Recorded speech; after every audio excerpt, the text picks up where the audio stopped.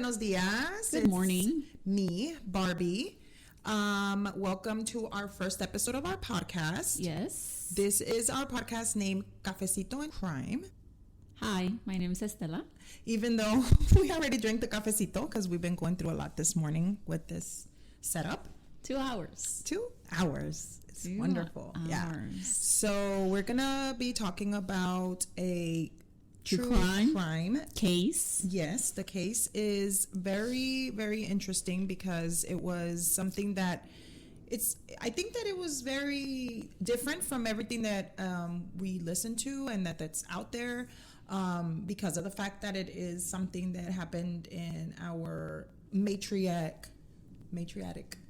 country. Is that a word? I don't know. I just made it up. And so I just feel like it was something that we wanted to bring to the attention of maybe. It's just I haven't heard it talked about from anybody before. Yeah, I think there's probably some stuff out there, but it was made into a Netflix documentary. Yeah, and it was very good because it's sad. It's very sad. Yeah, very sad.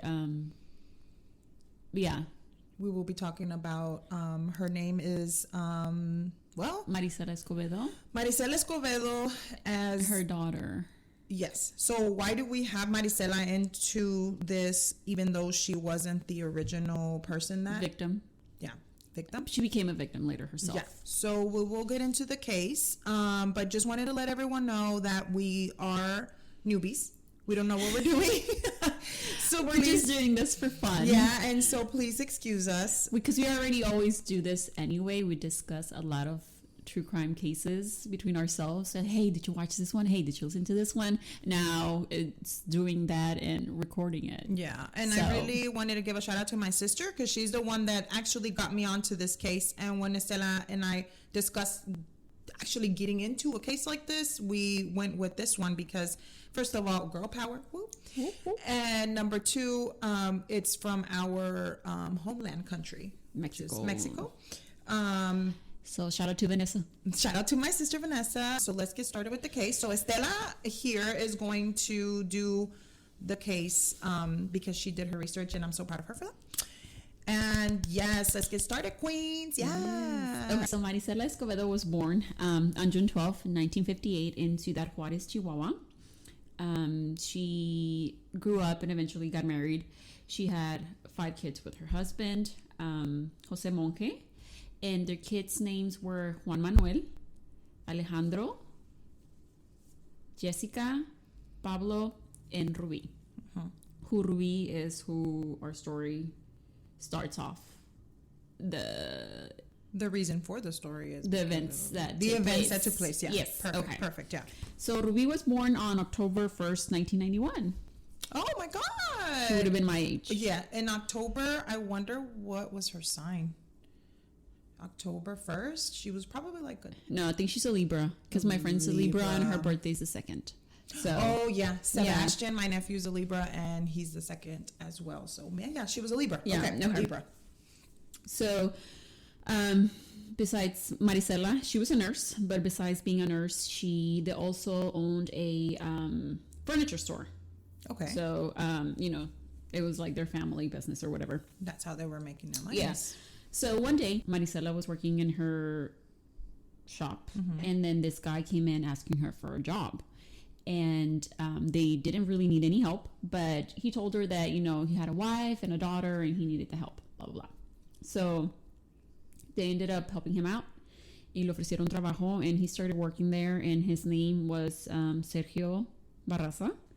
And he was like 21.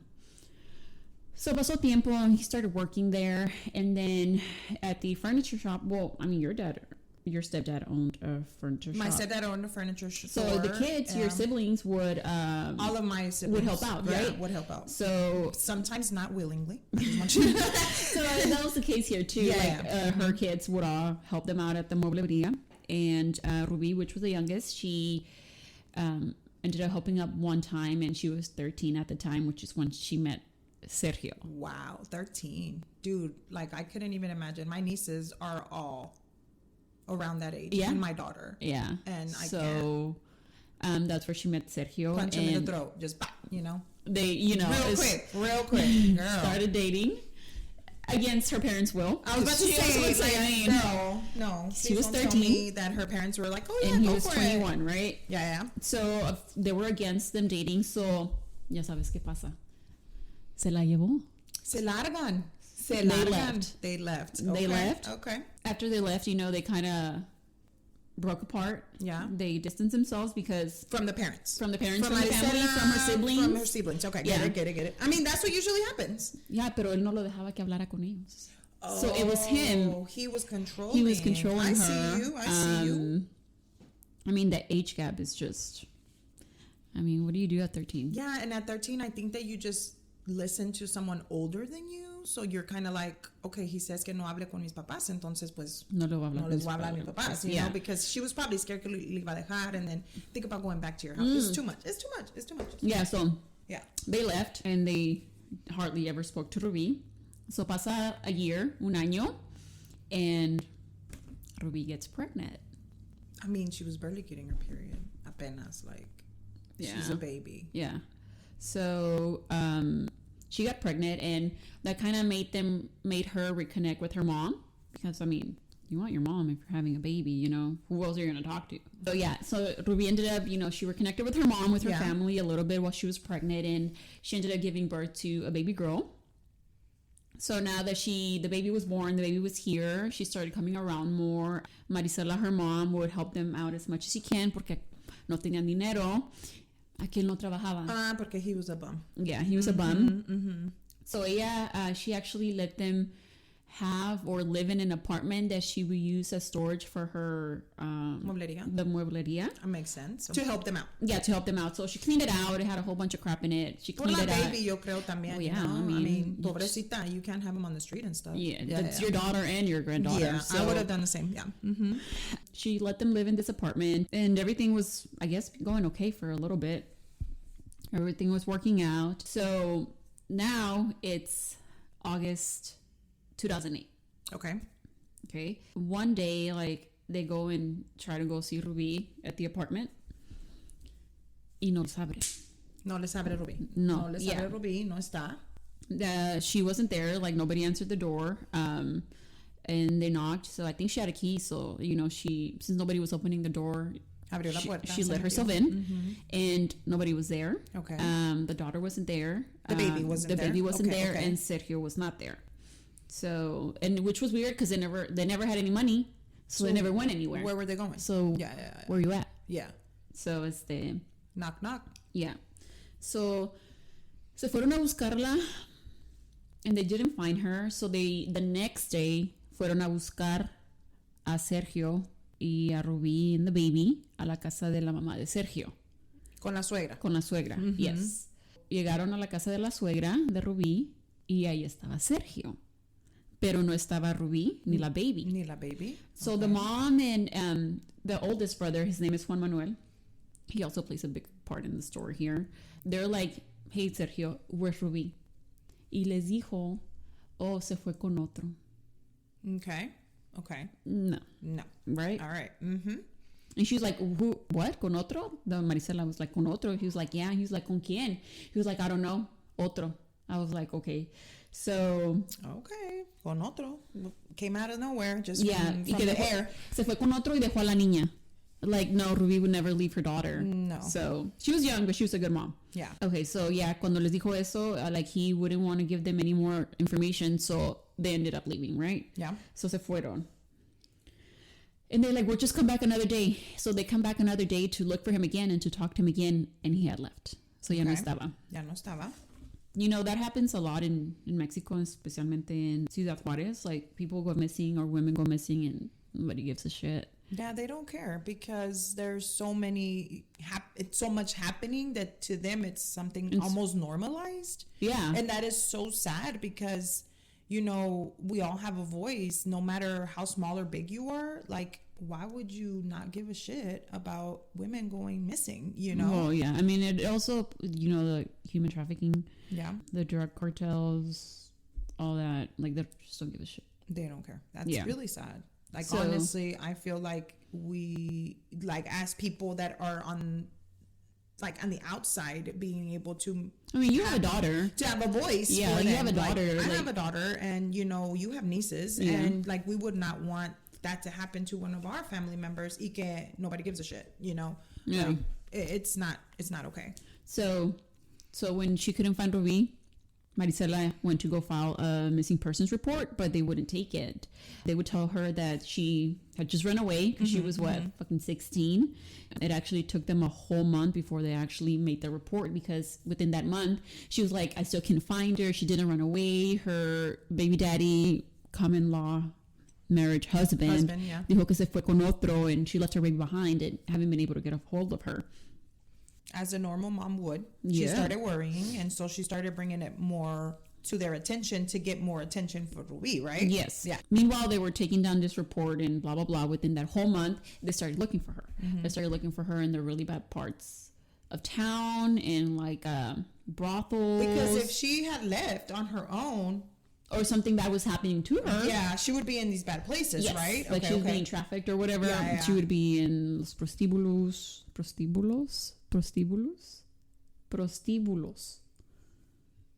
The places with the proceeds are? Yeah. Okay, is that what it's called? Right. That's a big word. Brothels. I know it's a brothel, but it's a prostíbulo. Wow. I need to Google that. How do you spell it? I can't, dude. Spelling bee. I can't. Nope. I'm not the spelling bee champ. Hazlo como your youngest. ¿Cómo le hace? Sound it out. I can't. So they went to look for her.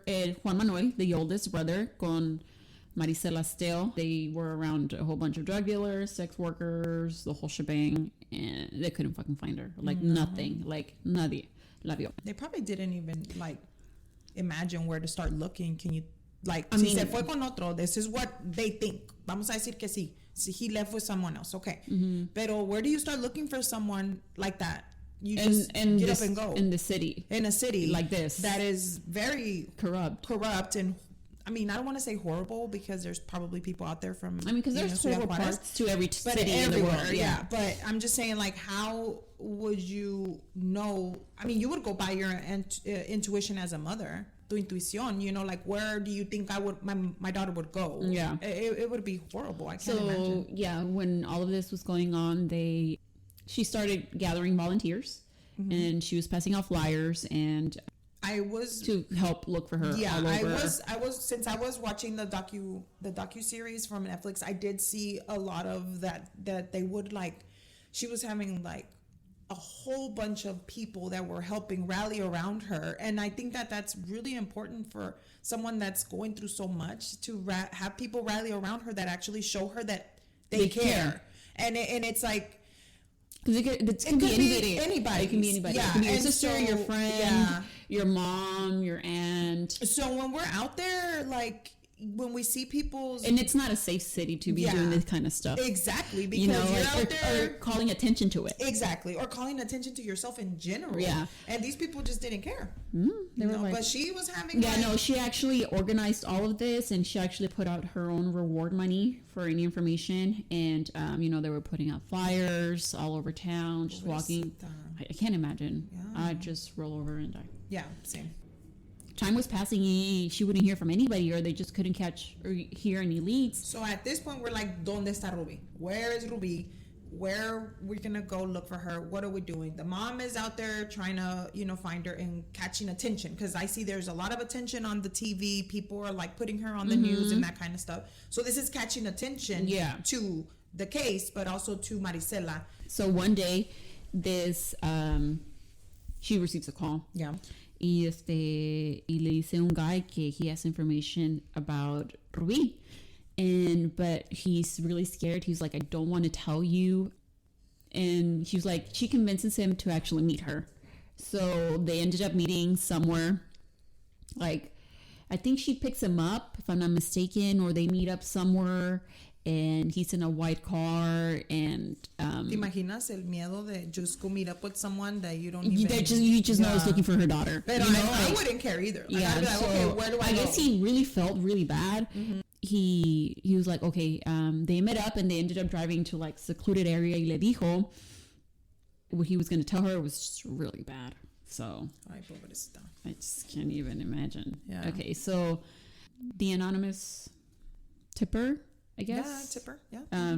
No, the anonymous. ¿Cómo se llama? Hold on. The anonymous. Yeah, it's a tip. No, what is it when somebody witness? Oh, duh. Wow. This witness, because he was a witness, he just didn't have information. He told her that he was hanging out in his neighborhood con su primo and guys from the neighborhood chilling outside. They had finished working. They were just, drinking some beers. Mm-hmm. And Sergio comes up to them. Which is the baby daddy. Y le dijo que if somebody could help him get rid of some furniture. First they were like, nah, for what? We don't know you. We're just here drinking. Pero uno de los guys, he ended up saying yes. Sergio had his brother with him. And the guy that ended up saying yes from the group of friends that were standing outside in the neighborhood drinking beer, Sergio and his brother went and disposed of these muebles, quote unquote. Mm-hmm. Quote unquote. Okay. Mm-hmm. Well, they went, did that, came back, and I guess by the time they came back, the guys were still hanging out outside. And then I guess the brother, the Sergio, ended up coming, and I guess because they're guys, they're outside drinking. I guess he thought they were shooting the shit. Le dijo, tells everybody standing around like nothing, that Sergio had killed his wife. Okay. Which is Ruby. They were all just like, what the fuck? Mm-hmm. Like that he was just talking shit, So Sergio ends up making it his way out to the rest of the guys. And they asked him, he was like, hey, he's saying that you killed your wife. And is that true? And he said, yes. Okay. Y les dijo, he's like, I disposed of her body in the marraneras, and I put her in a container, and I burned it.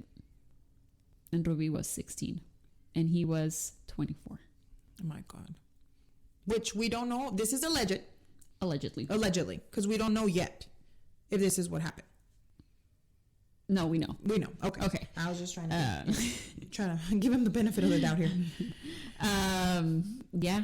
He put her in a container and dumped her in las marraneras. Mm-hmm. Is there a word for that? Marraneras is como, where they keep the marranos. Yeah. Yeah, where they keep the pigs. It's just like dirty. Well, that and because they eat everything. Yeah. Mm-hmm. They eat everything. Yeah, so, true. Yeah. That's not a way for anybody to die. But what could she have done? Exactly. To you? You're gonna, what kind of, I don't know if he just, to me, everything makes a symbol. To me, you threw her there because you thought it's she was lowest trash. of the low. Yes. The lowest of the low. Yeah. That's what I'm saying. So if you're telling me that this is the person you had a life with or whatever. A daughter. What could she have done? Tell me. A 16-year-old. A 16-year-old. Okay, maybe she got a little rowdy, little girls at that age but what? What? Just ignore her, walk away. You don't have to. ¿Dio dinero? Que la trataras bien. Yeah, o que trabajaras. What in the world? It's not funny. It's not, but. Pero. It's just, it just doesn't make any sense. And he said it I killed her. I put her in a container and I burned it right there where the pigs are. All right. Oh, okay. So and this guy is telling Marisela that this is what happened to her daughter. So we're going back to where we're sitting in the car with Marisela and the alleged witness of what he confession. Said of the confession to the guys. Okay. So yeah, same page. Yes. So she, obviously, I can't imagine hearing this. That this is what happened to your daughter. She convinced him to go to the police, and he was sweating bullets. Pobrecito, seguro le andaba sudando la cola. I'm pretty sure. And don't blame him. I don't blame him. I would probably have cola sudada. So he actually went and he filed a police report, told him what he knew, and somebody actually gets it signed to Ruby's case. In the meantime, they started looking for her body. The family. And the police started dragging their feet. Obviously, they didn't fucking care to look for her in the first place. This is all Marisela and her family. This has nothing to do with the fucking police. Nothing. They had nothing to do with it. I can't believe it. Yeah. She's the one that pushes the investigation forward. As she should, as a mom would. Yeah. I'm right there with her. And if you can't find her body, how are you going to expect them to convict him? True. Right? True. But we also want a body. You want to know that that's where she's at, Yeah. Because I'm talking to this random guy that's from the street, you know, and I know it doesn't sound like it would, but it's like this dude comes up to me, he's like, hey, I want to talk to you about this, and then you don't know where he's from, you don't know his background, so how do you know he's even telling the truth? So I want to see a body. Yeah. I need to see my daughter for me to make sure. If you're telling me that this horrible shit happened to my daughter. Exactly. I need to see the body, because you're not going to tell me, oh yeah, this happened to her, and I'm going to be like, okay, cool, let's just move on. No, I need to just see go the body. tell the police. Yeah, no. They're not going to do anything about it anyways. I don't know. I'm just thinking I wouldn't do that, but yeah. Okay, so they're looking for Ruby's body. Mm-hmm. She's handling all of this, and she's also looking for information on where to find Sergio's bitches, right? So she can't find any information. Pasa el tiempo, pasan semanas, and she actually ends up. So, you know, she's been on the streets for this long, trying to find Ruby. So she actually ends up buying the information from someone. Okay. Like here you go. Here's some money. Really. Like, I don't know who you are. You don't know who I am. We never spoke, but give me what you know. Yeah. Right. Mm-hmm. They actually never I couldn't find any information where they actually said how much she paid for this info. But I'm pretty sure that it wasn't. Some people just want money. Doesn't matter how much it is. And people fucking lie. Exactly. That's what I'm saying. Yeah. Okay. So with this information that was actually accurate, they end up finding him. They can't get him on Ruby because she's missing, right? They still haven't found her body, so they get him on. So they find Sergio. With this information that she bought. Okay, yes. Okay, got it. So they find him, they catch him, and they can't prove what he's done to Ruby because she's missing, right? They haven't found her body. I mean, this guy just said what he says that he knew, but is it real or not? So they actually detain him on taking the baby without the mom's permission. Okay, yeah. I get it. Because Ruby's still alive, not dead, because she's just missing. According to them. Yeah. Mm-hmm. So they found Sergio. Yes. They bring him into the. Yeah. So they detain him. Bring him in. Mm-hmm. You know, they're questioning him. He doesn't know that they're detaining him because he took the baby. He just thinks he's being detained, and he just straight up says, "Yo no la maté. I didn't kill her." And they're like, "Bro, what the fuck are you talking about? That's not why you're being detained. We're detaining you because you took your daughter without the mom's permission." And then you would think that would be enough, right? And then so they're like, "Okay, dumbass, tell us more. We want to know now." So he ended up confessing to murdering her, and leads them to her remains in June of 2009. And I don't think I said it before, but she was actually dismembered before he put her in the container, so and then burned her with in the marraneras. I mean, but that was necessary. I mean, you needed to do that. Seriously? Can you just find a bigger container? Yeah. I'm sorry. I don't know that we should say that, but no, I don't know we should say that. But I mean, why do you? Oh my God, some people are just ridiculous. Like, why?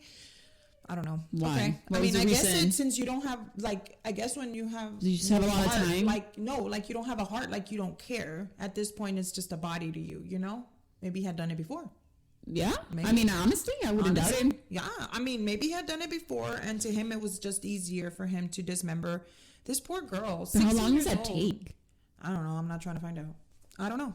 I don't want to know. No, I actually want to know. I guess it depends if you have experience in it. That's what I'm saying. I think he probably did it before. And she probably wasn't that big. She was small. Probably. Yeah, she was tiny. Yeah, she was 16 years old. Yeah. But I don't know. I don't want to know. But okay. Neither. Poor thing. So he killed her. We don't know how he killed her. Cut her up. Put her in a bin. Threw the bin in the marraneras. And then set it on fire. And this is what he's telling the police? Yes. Okay. And then he actually leads them to the remains of Ruby in the marraneras. Okay. So this was in June 2009. Okay. Now it's April. We're jumping to April 2010. So this wasn't that long ago. No. 12 years ago? No, crazy. When he killed her, 2000. Yeah, well, you know what I mean. In the 2000s. In the 2000s. Yeah. So they go to trial. Mm-hmm. And it's a week before the trial, which is when Marisela starts organizing protests. She'll start walking from the prosecutor's office to the city courthouse to kind of, like you said earlier, gain some attention, for what he did to your daughter. Good or bad. Yeah. Good or bad. But she was gaining the attention. Yeah. Mm-hmm. And to ask for justice for her daughter, which just doesn't happen in Ciudad Juarez or in Mexico. Because if it would have been another place, like if it would have been anybody else. If she wouldn't have done anything. Yeah. No, they would have never found her. They would have never found her. They would have given a shit. And that would have been just another count. Statistic. Mm-hmm. Another count. Yeah. It's sad that that's happening to our own paisanas, like our own people. Happening every single day. Every single day. Right now. As we're recording this. Yeah. So sad. So sad. So she starts walking, and she ends up telling her oldest, the one that helped her, the one that was helping her look for Ruby, that her daughter was not, people were going to know what happened to her daughter, and that her daughter was not going to be another statistic. What a strong woman. Yeah. Yeah, it's just chingona. Because boss bitch vibes for real. Because, dude, like, I mean, the fact that you don't let the sadness or the grief consume you, like you're like, okay, I'm gonna turn this into something different, positive, and we're gonna do this for Ruby. Like, what do you say? It's not gonna be in vain, or no va a ser en vano, or whatever. No va a ser en vano, whatever. So she's walking. Actually, I should probably look up the distance, how much it was from the prosecutor's office to. I know it was far though, and I do know that it was like in the middle of the summer. And because I think that April. So, but for that, it's in the desert. Yeah. I mean, it was hot, and then not only that, but I also saw that a lot of the times people would like pass out and stuff, and there's people on the side waters, giving them waters and stuff. Once again, people tired of people being statistics. And they just let shit happen because the police, are corrupt. They were probably like, we're not gonna, and we're like, we're not gonna let this happen anymore. And they're out there. So she's walking, and she's holding a picture of her daughter. Pero atrás, she's wearing like she holds a picture of Ruby, and you can look up pictures, or we can try to post one on our Instagram. Oh yeah, by the way, Instagram, we have one. We'll give you the link soon. Yeah. Yeah. 1 sec. We're trying. She also shows a picture of Sergio, calls a picture of him, just like a plain ass picture, like she's holding a picture of Ruby, a picture of Sergio, calling him a murderer because bitch asses. Besides the fact that he just said that he did murder her, la aventó a las marraneras. Yeah. Whatever. She starts walking. People start walking with her, and holding signs of support and asking for justice too on behalf of Marisela and Ruby. For Ruby. It's the week of the trial, so Marisela testifies first. Then the local cops that were involved in the case. Then Sergio's stepfather, which is actually, they used his truck to dispose of these muebles, which also included the bin that Ruby was in. So in the testimony, the stepfather, when his testimony, it seemed like he was trying to favor Sergio, right? They asked him what happened, and he says that Sergio hit Ruby. I don't know how he knows this. Sergio hit Ruby, but that was it, and that he didn't know anymore. So how he has this information, I don't know. I don't know if Sergio told him. Maybe he heard it. You never know. Yeah. And then the guy that ended up telling Marisela what happened to Ruby ends up testifying, and he explains what happened the day that Sergio approached the man asking for help to get rid of some furniture. So those are all the people that are testifying. Yeah, so we're talking about people that are testifying at the court. The trial for Ruby's murder. Okay. That we have already had a confession. Yes. From Sergio. Yes. Sergio said he did it. He killed her and he dismembered her. And took her and then took them to her remains. And burned her. Yeah. Took her to the remains. Yes. Took them to them, excuse me. Okay. So then forensic scientists and anthropologists also testified and confirmed that the burned remains found in the landfill were of a young woman, but they couldn't confirm cause of death because all that was left was just like charred bones. I mean, fucking burned her. What? And she probably, I mean, if you're 16, let's say that, how do you usually you get DNA?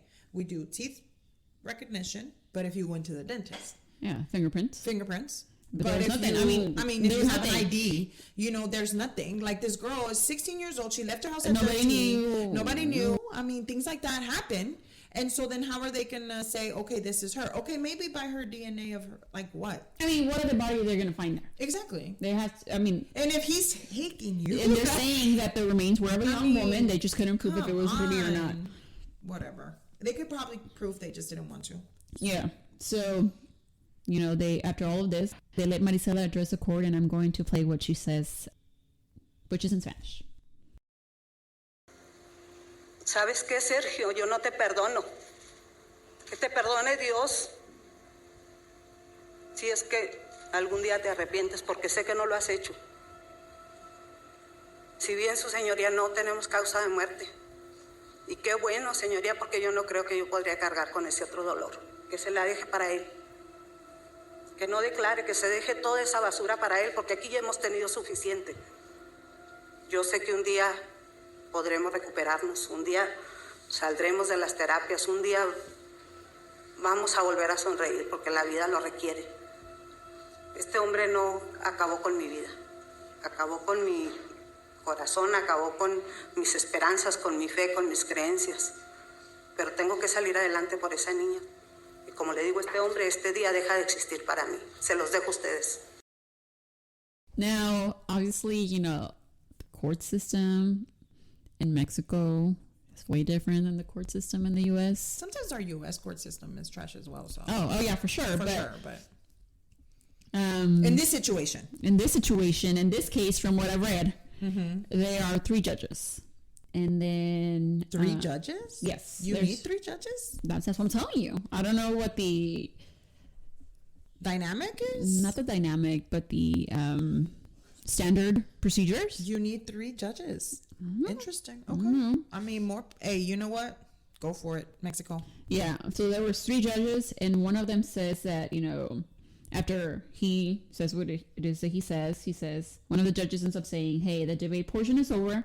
The court will deliberate in private and reconvene for the verdict, reading at 1:30 p.m. that same day.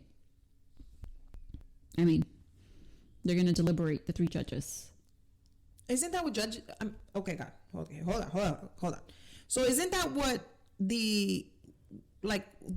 what is that called when you have a lot of jury? The jury does? But they don't have a jury. Not here. Not in this case. But they have a judge. 3. Okay. And they're going to deliberate for an hour and a half?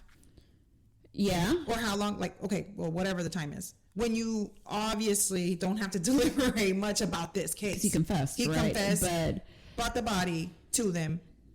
Brought them to the body. To the burned body that he said he burned her. And dismembered. So you're telling me that you need time to think about it. Well, I guess it's like a formality. Even if you just deliberate for 2 minutes. Bro, fuck your formality. But we're not in the US. But we're not in the USA. We're not in the US. Yo sé, pero it's like you're not. Okay, fine. We're gonna give him the formality. Okay. What happens next? So, you know, every place is different. Every country is different. Every state is different. And which is fine. I mean, and you, like you said, you think, okay, why do you need to deliberate? We all know what the verdict should be, right? Okay. Obviously. Okay. They're going to lock his ass up for the rest of eternity.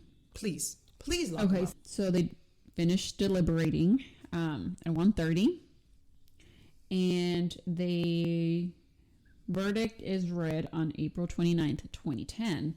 Which actually they started trial. Let me see. April 29, 2010 is a deliberation. Yes, the day of the deliberation. Okay. Of the verdict. Of the verdict. Okay. So, they unanimously. Like, I know what that means. I'm just verifying that that's what you're saying. Unanimously. Okay, got it. Okay. Unanimously. They acquit Sergio Rafael Barraza Bocanegra of the accusation against him as the perpetrator. And that is the last thing you hear one of the 3 judges say, because like Marisela just like, I mean, you know, you've seen it, right? Like when they read the. Okay, so let me rewind. So you're telling me that they acquitted him, meaning acquitting means of any charge. Yes. Meaning they let him go. Yes. Lo dejan salir. Yes. Y se puede ir. Se puede ir a, no hizo a bañarse. Ajá. Ok. Yeah. Va a ir a comer tacos. Sí, a lo mejor. Sí. Y no le van a hacer nada. No. Even though he confessed. Se Okay, we're gonna get to that. confesó, dijo que él la había matado, dijo que él la había cortado y la echó a la marranera y tú lo Y vas la a dejar. quemó. Y la quemó. Yeah. Y la cortó. Sí. A la mamá de su hija. A la mamá de su hija. Que tenía 16 años. Sí. Y toda esa información que juntó su mamá, o sea, Marisela. I mean, everything she went through, like trying to gather all. And nobody gave a shit, is what you're telling me. Yeah. They let him go. Unanimously. Okay. Okay. So I mean, you can watch the YouTube videos. It's so sad. It's so sad. It's You so know, she sad. starts crying, like just wailing. I mean, Not even crying, but like understandably screaming. so. More like, Yeah, you know, more like she, you know, saying no, no, and you know, she starts throwing things, and yeah, I and would I think throw it's her, shit like her myself. sister, like the other Ruby was there too, and she starts doing the same, and they actually start holding both of them back. 'Cause I think one of them, if not two of them, they lunge at Sergio, like, I mean, with reason, I think. I'm surprised. Trying to end up strangling him. So they end up getting dragged out. And, Yeah, you you know, better drag me out too. I probably it's would just do the same. so sad, like just crying, just to look on their faces. Everybody that was there, Ruby's family, you know. Because we thought this was case closed, dude. Yeah, Like, ya lo agarraron, lo van a meter a la cárcel, nunca va a salir, se va a morir en el infierno, and that's what we're thinking. And then all of a sudden, you know, 3 people unanimously are telling me that he didn't do this to my daughter. Like, there's no absolute way that I would not react that way. Yeah. That's just impossible for me to be like, oh yeah, no, está chido, pues ya lo dejaron ir. I mean, obviously, I mean, all the attention that she had garnished from before the trial started, you know, walking, all the Everything. signs, everything. So, I mean, people were invested in this case by Yeah, this point. So, definitely. you know, when the verdict came out, I mean, just imagine, you know, the public was outraged. So nationally, actually, like all over the country, people were not happy. You think? No. No. Mm-hmm. You know, the next day, back at it, protesting, walking. They actually start walking 6 miles from here. I do know it's actually from the police station to the courthouse. Protesting because they let him go. Yes. And they need justice. Yes. Obviously. Yeah. So, you know, more of the public starts joining in. Yeah. Because, I mean, this is incredible. This is incredible. Like the word, increíble. No puede ser que una persona que está en la cárcel dijo, yo la maté, yo la corté, y luego lo dejan ir. Like, Yeah. it's incredible. There's no way. Yeah. So, so she's being interviewed as she's walking after the verdict, you know, blah, blah, blah. And she says this. And, I mean, like, it's interesting because it's true, because she says, you know, they killed her all over again with their verdict. Yeah. Yeah.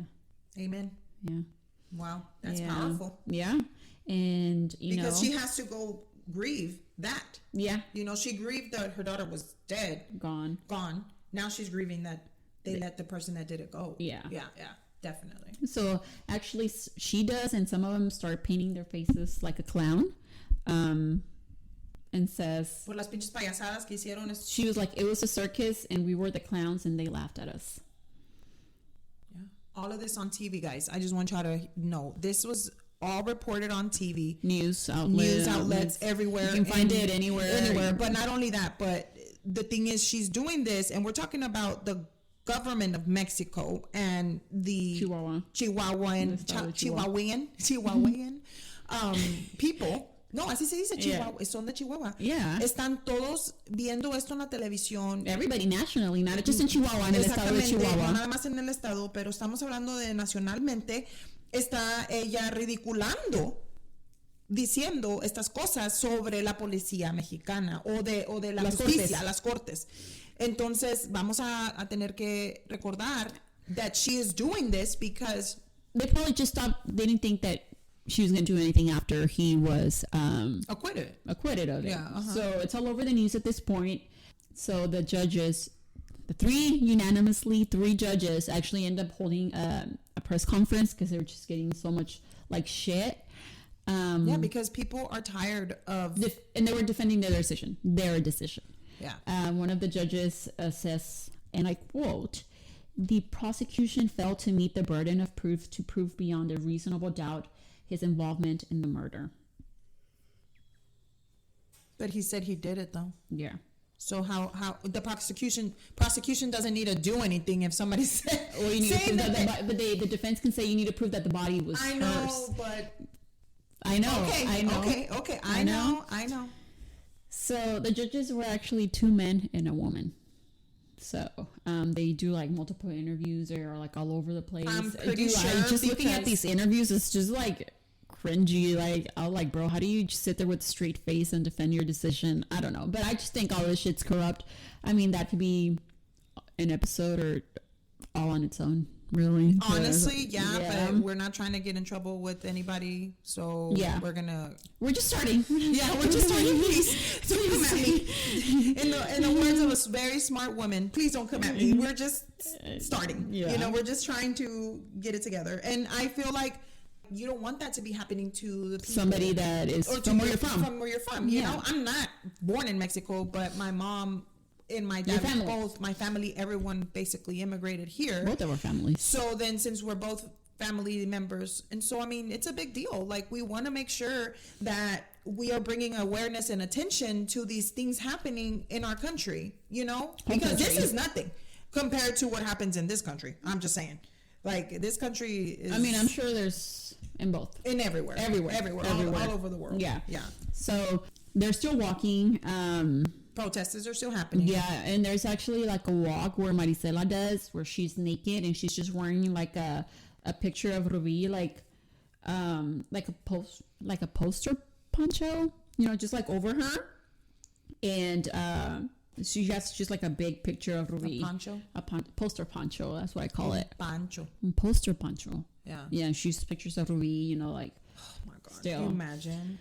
Like, this lady was like, I'm not going gonna down shut me without up. a Yeah, fight. like, and I, you know what? Bad bitch vibes. Yeah, bad bitch. I love her. Chingona for sure. So all of these protests and scandals, you know, they were putting political leaders on edge because obviously there was going to be a new governor that was going to be elected in a few months. Interesting. Right? Interesting. What a quinky dink. What a quinky dink. Yep. So 1 month before the actual election of a new governor, the actual appeals court overturned the first ruling. Oh, wow. Of the three judges. Okay. Three. Not one. Not two. Three. Three. Okay. Unanimously decided to acquit this man. Okay. So a month before the election for the new governor, the appeals court decided to overturn the first ruling and, you know, just kind of calmar a la gente. They're like, no, we're going to make this right? We can't be having all this negative attention on the state of Chihuahua while there's going to be a new governor in office soon or that needs to be elected. So Sergio Barraza was not guilty of the murder of Ruby. So, they're like, okay, what's next? We got to fucking find him. They make him guilty, but they don't have him. Exactly. You fucking let him go. Exactly. Okay. So now they're like, ya valió. We have to go find him first. Again. Even though he was in custody. And he had found God, remember? Oh, yeah. He had found God. Pero ya se le olvidó God porque se fue. Ya se largó. Se largó. He kicked rocks. Mm-hmm. Okay, so now they have to find him.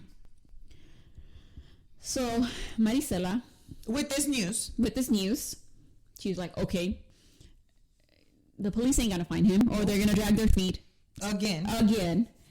We're gonna go find him. This lady is like on fire. She's hot. Yeah. She's like, we're doing this for my daughter. For her daughter. And I completely agree with her. Yeah.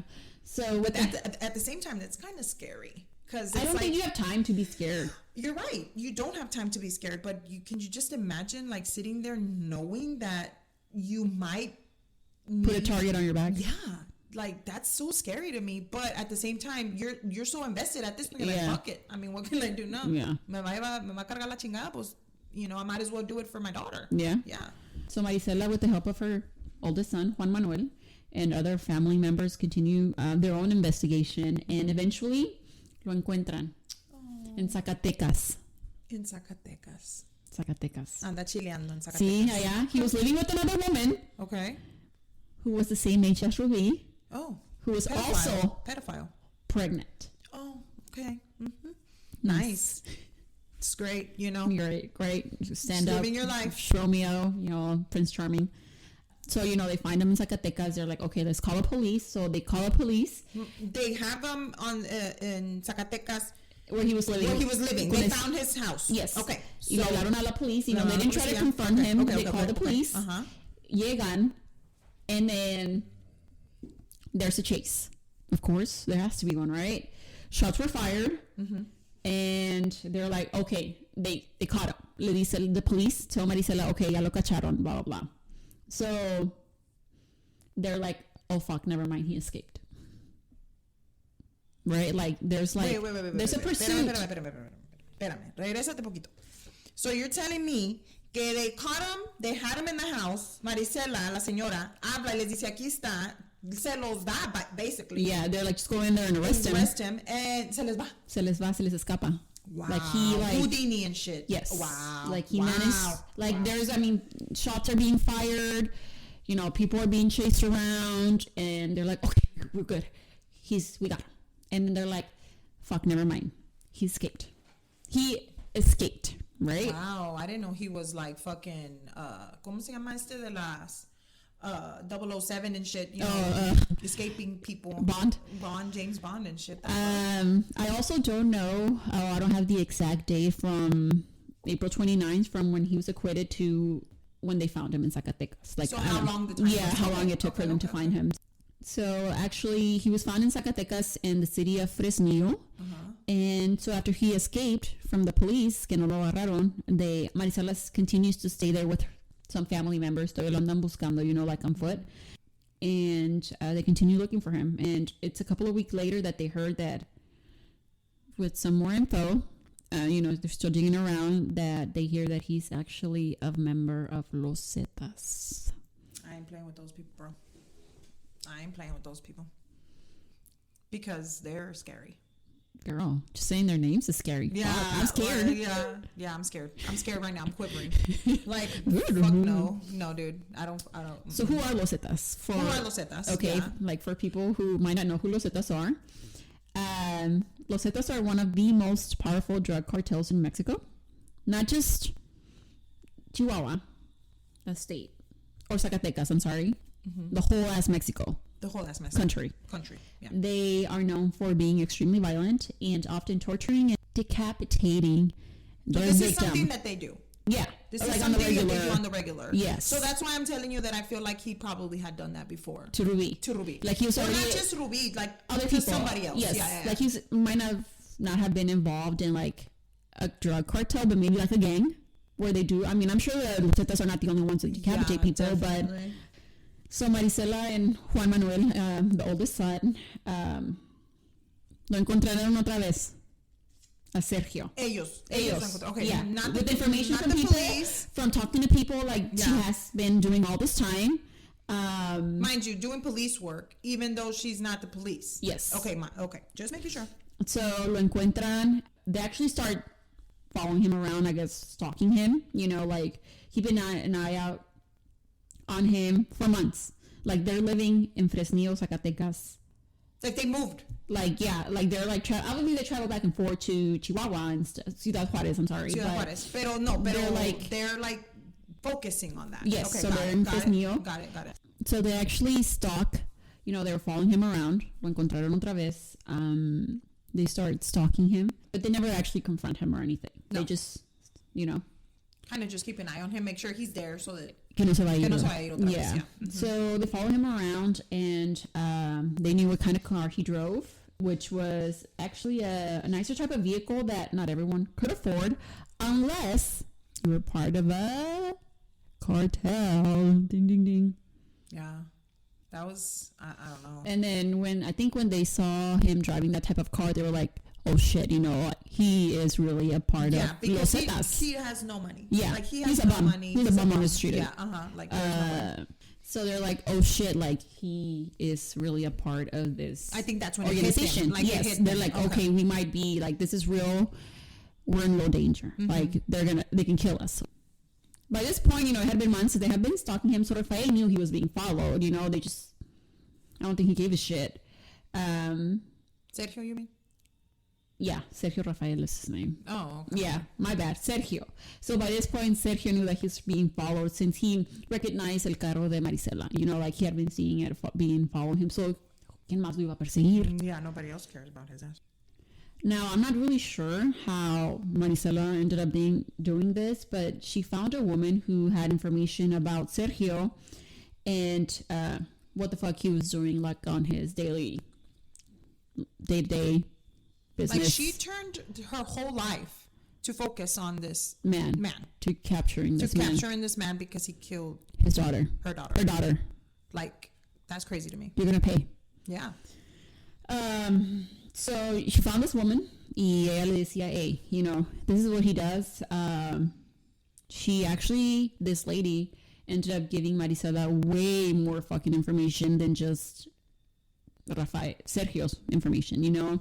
Like, I think she ended up telling her, like, the location of a safe house where drug deals would go down, or tenían drugs, or weapons were kept, and some other shit. I don't know. Like, you're like, what? I was just asking. Yeah, but my deal is, like, how in the world is this lady just willingly giving this random lady information? Obviously, she's offering us money, pero, I mean, no le da miedo. Yeah, but the cops are, like... Not doing their job? Not doing their job. Okay, right? So, Marisela gets this other information from this lady, and she goes to the police. Uh-huh. So, she's like, hey, I have this information. You know, this is where he's at. This is what he's been doing. This is what he has been involved in. Yeah. Go get him. Yeah. So, guess what? The police were like, okay, cool. Thanks. We appreciate you. We appreciate your information and doing our jobs. But we need Los Zetas' permission to capture him. Right? So they can't just go and grab him because he's selling drugs and doing illegal shit? No. Okay. Just making sure. So then you're telling, okay, that makes sense. All right. Of course it makes sense. Yeah. Mm-hmm. Right? Right? And if Los Zetas say no, then nothing could be done. Okay. So it's actually, they're like, well, what the fuck? Los Zetas don't owe me anything. This is it. You know, we're never going to catch him. They're never going to let us or let Sergio be captured. There's no way. Yeah. So she was just like, ya valió, you know, like, that's it. Yeah. This is where it ends. Yeah. Sad. I'm sad. Yeah, because that's when she realized que no le puede hacer nada. Yeah. Mm-hmm. So, you know, they ended up leaving Zacatecas. You know, they were all defeated. Yeah. Rightfully so. I mean, shit, I feel like that too. Like, hell yeah. They go back to, they leave Zacatecas. So she goes to Chihuahua City. She was like, okay, Los Zetas, they're never going to give them up. So that's, you know, that option is closed. Like, the police are not going to capture him. So they go to Chihuahua City, which is the capital of Chihuahua State, where a new governor had already been elected, Cesar Duarte. So Marisela thought that maybe they'd be able to help her.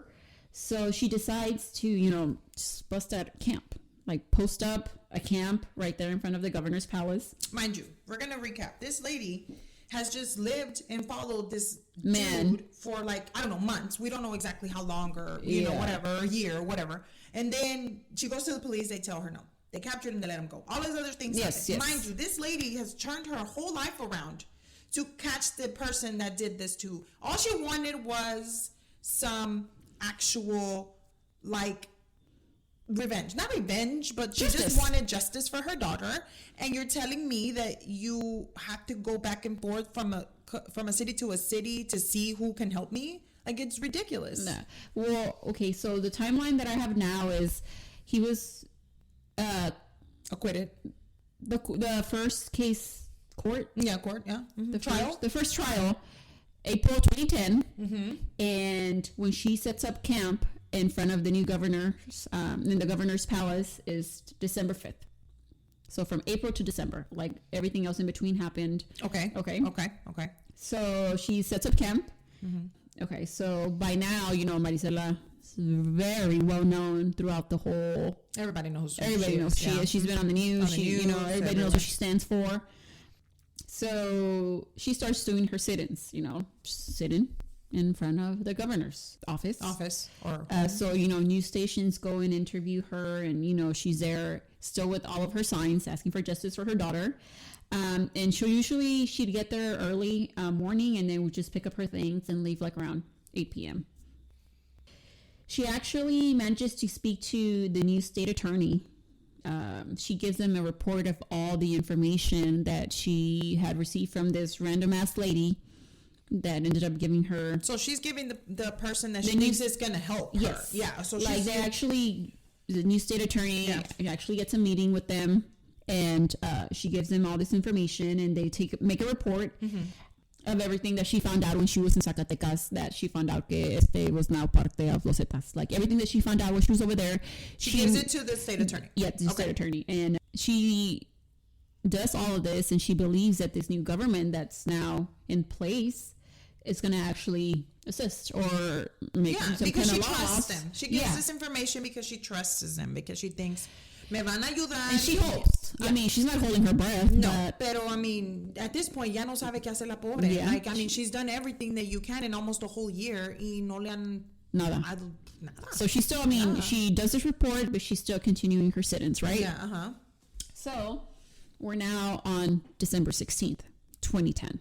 So at this point, she's been She December started- 5th to December 16th sitting down outside of the governor's palace. Spoke to the attorney. State attorney. Yeah, and so this is where we're at. Yes. Okay. So it's just another day, she does her sit-in in front of the governor's palace, and at 8 p.m. she starts packing up her things to go home. And she's never by herself. Obviously, there's always somebody there. Other people join her in, but, nobody stays the whole time with her unless it's like a family member.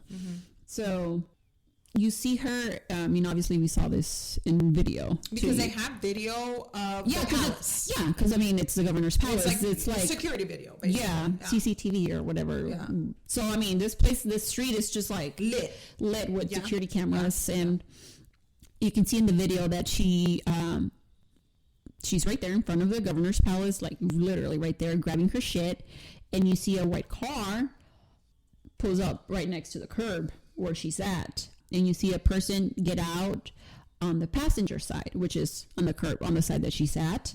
And that person gets out, and she sees this person, and she runs across the street. And then she manages to cross the street, and as soon as I think she actually steps on the curb. And the person's just right behind her, and she just gets shot like point blank in the head by this person. And you can see in the video, yeah. she falls. And there's people walking by. Yeah. Like there's people there. You can go look it up if you want. Yeah, it's you literally, can look it up. It's really sad because, but at the same time, I feel like, okay, she was doing what she felt was the right thing. She knew that it was bound to happen. Yeah, that what could happen at this point. But, like you said, there's people, cars are passing. There was like a lady that was walking on that side of the curb where she managed to actually cross the street too. She was just walking like nothing. I'm sure she said help me or something. I don't know. I'm sure if she was probably like, okay, this guy's behind me, help me or something. I don't know. She thought she could outrun the person, but or maybe get on her car and get out the way or something. Okay, so like you said, there was people on the street. People saw. They didn't give a shit. Who would interfere? Would you? I wouldn't interfere, but the thing is, probably at least push him or trip him or something. But no, if the lady, because la señora, like the lady that was just there walking on that same side, ella estaba más enfrente, a little bit more ahead of them. So Marisela, when she reached that side of the curb, she was behind, atrás. She literally stepped on the curb. I'm telling you that I'm pretty sure she was screaming. There's no way that she wasn't screaming. Oh yeah, for sure. So somebody could have, been like turned around or. Oh, I'm sure they did. But nobody. She's just sadly, dude. Sadly, that's probably something they're used to. Yeah. Honestly, we're at that point right now. Yeah. No words. No words. There's no words. How is that possible that this lady got thinking that she was safe at that place? Because it's giving them the information, thinking that, okay, I'm gonna give you this information. We're good. You're going to protect me, blah, blah, blah, and then you get shot. Yeah. But like you said, I think it's something that she knew that could happen at this point. Yeah. But still, it's still kind of shocking to where you would think, that's not something that we're used to seeing here. So like you said, maybe for them, people over there were used to it. But I'm pretty sure there's people out there that but I hope I don't know. Yeah. It's crazy. It's just crazy. I feel bad for her and her family that really thought that they were trying to get justice for Ruby, and they ended up having to bury two people. Like, now they have to bury their matriarch. Yeah. The matriarch of their family. You know, their Even mom. though she left her. Well, actually, I read a couple of news sources that actually says she died at the hospital. So she didn't die immediately? Not at the scene. Oh, okay. Not when she was shot. So, I mean... you get shot in the head. I mean, she probably was just... Her organs were still going, but she was already gone, you know? Poor thing. So it's all over the news the next day. You know, the public is like up in arms. You know, yeah, I mean, because they're tired of it. Yes, yeah. Tired of it doesn't mean you're not used to it. I mean, but that's the thing. You know, supposedly, like, Marisela was supposed to be protected by the government while she was doing her sit-ins. Like, they were supposed to have somebody watching her that que no le pasara nada. They probably called them to come and kill her. Oh, they probably made sure that nobody else was around. Yeah. That was protecting her when this happened. Yeah, because there was nobody there with her, not even a family member. Yes, I think her brother was there with her. Her brother. Yeah. Oh, okay. But they didn't shoot the brother. No, just her. It was straight up her. Okay. So because they were like, they don't care about the brother. They wanted to shoot her. Who's making? Okay. I got it. So people, you know, somebody was supposed to be watching her. So people didn't understand how she was gunned down in front of the governor's palace, which is one of the most watched and guarded places in the state, with cameras everywhere. And that night, at that time, like, there was no one in sight. I just can't. So people were speculating that it was planned and that the government was in on it, which, I mean, at this point, I'm not surprised. No, honestly. not either. I mean, we're talking about this lady's been trying to get justice for her daughter, telling women that they suck ass and that the government's not good and that they're shit, fucking like clowns and shit. Yeah. And then all of a sudden, I get killed in front of the most protected place in fucking the whole state or city, at least. Yeah. So when Marisela spoke to the district attorney and told them all this information from before she was killed, with that, she drew a lot of attention to the cartel. Oh my God. Which they don't like that shit. Yeah, everybody knows that they do all this corruption and kill people and do all these, you know. But they don't want nobody to know about it. Then nobody would be like, oh, like, put the spotlight on them, which is what that did. True. So apparently, Sergio by this time had kind of gone up in the ranks within Los Zetas, and he is the one to have supposedly put the hit on her. Okay. Allegedly. Because todavía lo andaba buscando, you know, she wanted to get him. Yeah. I mean, it makes sense because no one else in Los Zetas would care about her. Yeah. I'm not trying to be rude or anything, but I mean, she brought up the information and stuff. But what I'm saying is nobody else would have been that invested in a person to want to do all of this. Yes. Yeah. True. Okay. I mean, that makes sense. As you know, I mean, there's plenty of cartels in Mexico. Yeah. You know that. I know that. Mm-hmm. On TV, guys. I don't personally know. Know anybody? No. But one of the most known cartels is the Sinaloa cartel. Yeah. Esos también me dan miedo. I mean, todos me dan miedo. I'm scared of all of them. Yeah, I'm scared of everybody. Yeah. I'm scared of people in general. Yeah. Now, the Sinaloa cartel, at the time when Marisela got killed, was in a deadly battle with the rival Juarez cartel for control of the city of Ciudad Juarez. Well, they were in the city, and, you know, since Marisela was from the Juarez, Ciudad Juarez, the Sinaloa cartel actually hung two banners early morning, like from a bridge that oversees like the roads, that said that they were standing in solidarity with Marisela's family, and they were offering to find her killer. Okay, so for everybody that doesn't know, the message carteles in Mexico are often put up whenever they want to know, or they want to give the people information, or they want to get somebody either killed or why they killed somebody, or they're looking for somebody. But they usually will put those up on bridges, and then they'll put either a body next to it. Sadly, I'm not laughing because but they will hang people, and then like they'll hang next to these carteles. So it's like a message board, basically, is what they're doing. And so what Estela is saying, that they put in message board saying that they were actually on Marisela's side and saying that they were going to try to help find her killer. Yes. Which is a rival cartel or gang between the two carteles that are involved. The biggest carteles in Mexico at that moment. I'm guessing. I don't know how it is now. I don't know either. Don't come. I don't know anything. I don't want to know. I don't want to know. If I do want to know, I'll keep it to myself. I just work here, and that's all I want to do. So all I'm saying is this is what the banners were saying. Yeah. And the reason why. Sorry. Go ahead. So, who killed Marisela? Right? Well, we know who killed Ruby. Yeah. So in October, this happened. She was gunned down December 16th. Yeah. Now we're in October 2012. Mm-hmm. It's been a couple of years. There was a press conference where the state governor gave news that they had caught the man who killed Marisela. All right. This man, his name was Jose Enrique Jimenez Zavala, a.k.a. El Wicked, was the alleged gunman. El Wicked. El Wicked. He was a gunman for a gang. A gang. Okay. And he gave a confession on national television saying that he was the one who killed her. So they just naturally put up killers and they're like, okay, I'm going to give this press conference and tell you guys that I did this. I guess that's how they do it over there in Mexico. Everybody's different. Don't forget. Okay.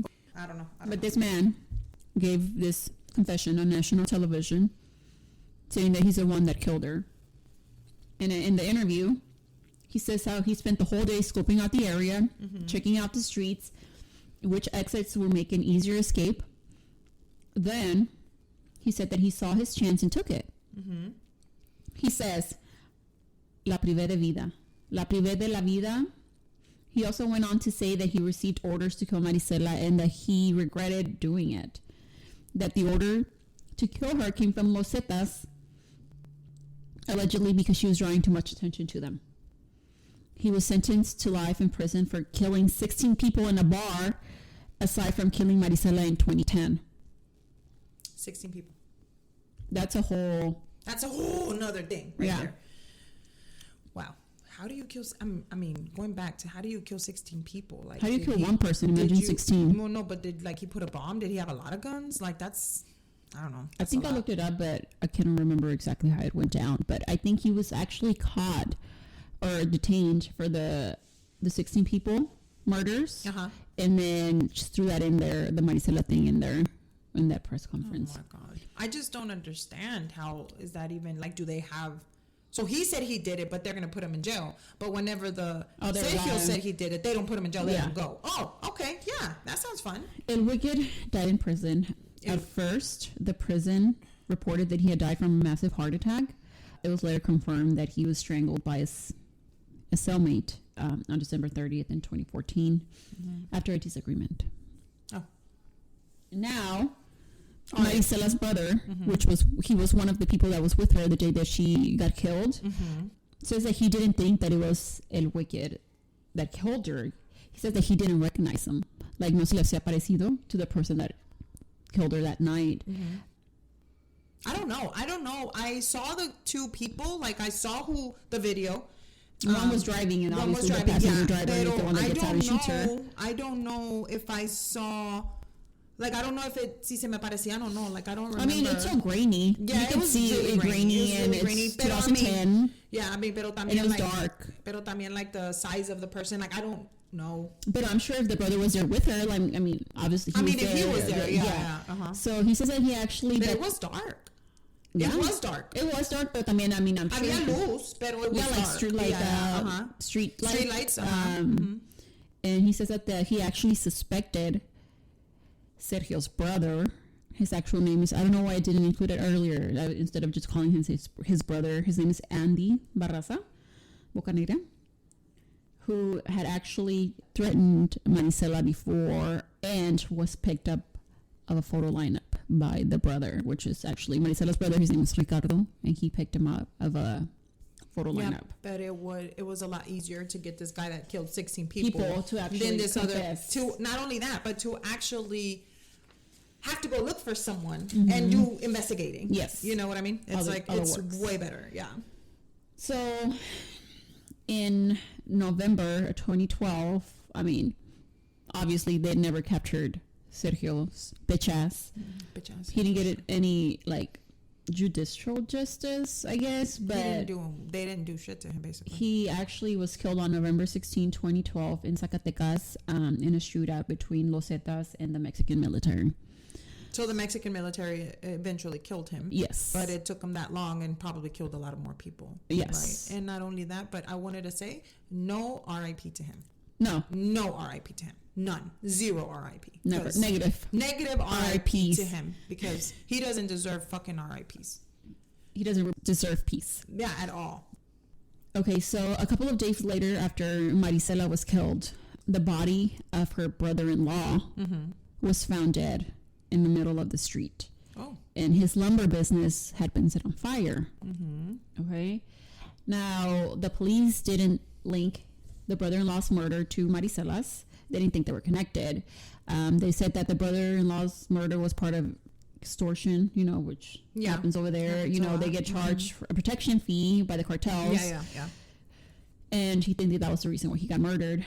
However, Marisela's family took it as a threat. We're like, fuck, we need to get the fuck out of here.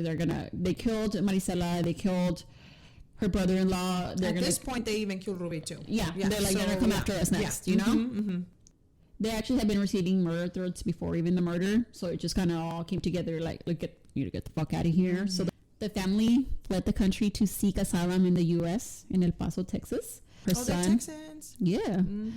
Her son, Juan Manuel, the oldest, which was with her through everything, was granted asylum by the government on October 12, 2012. And it was the rest of the siblings, which weren't really included in the story, but the whole family up and left. And he was expecting that his brothers and uncles that fled with him to the U.S. would to receive asylum by the government.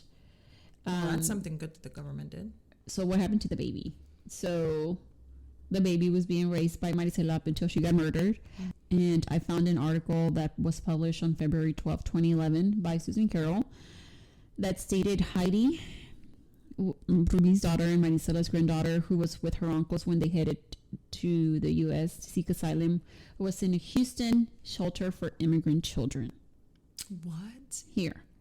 So I don't know if they got separated because they went to El Paso to seek asylum, but then Heidi was transferred to Houston here.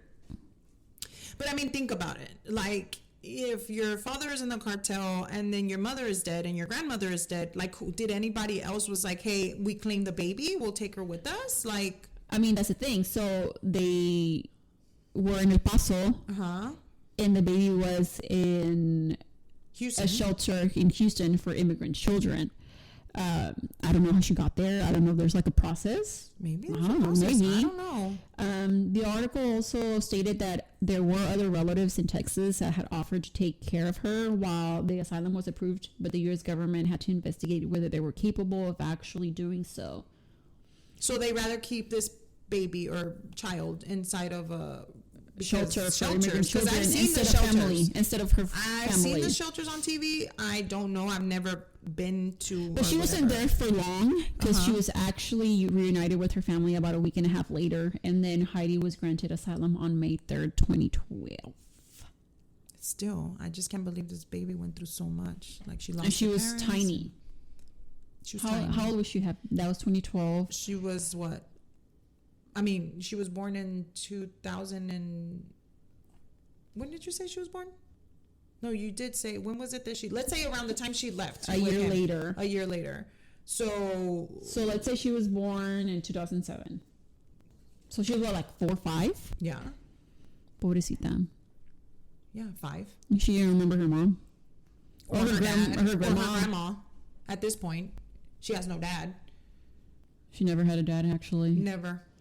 I wouldn't call that a dad. Yeah. Sperm donor. Bastard.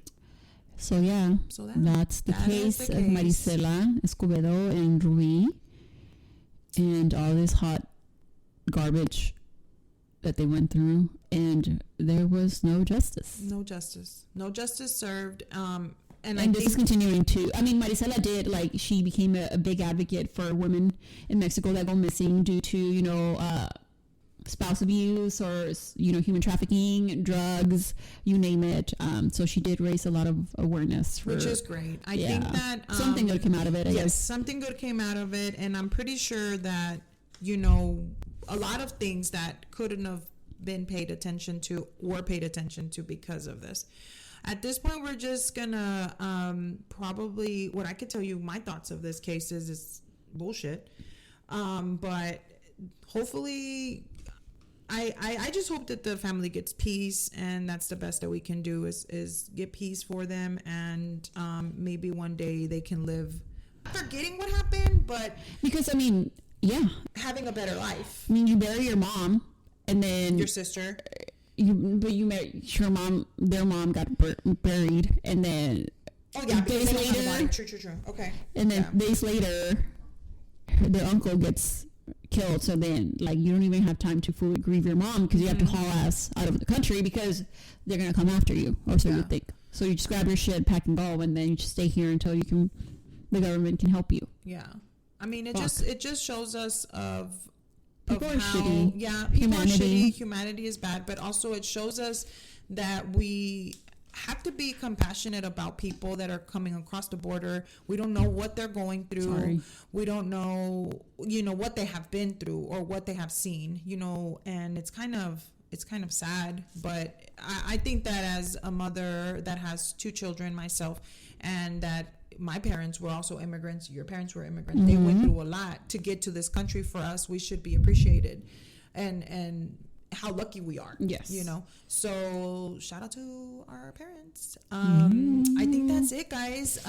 Thank you so much Thanks for joining us on our Cafecito and Crime. The Cafecito was gone by this time because we had a lot of technical difficulties.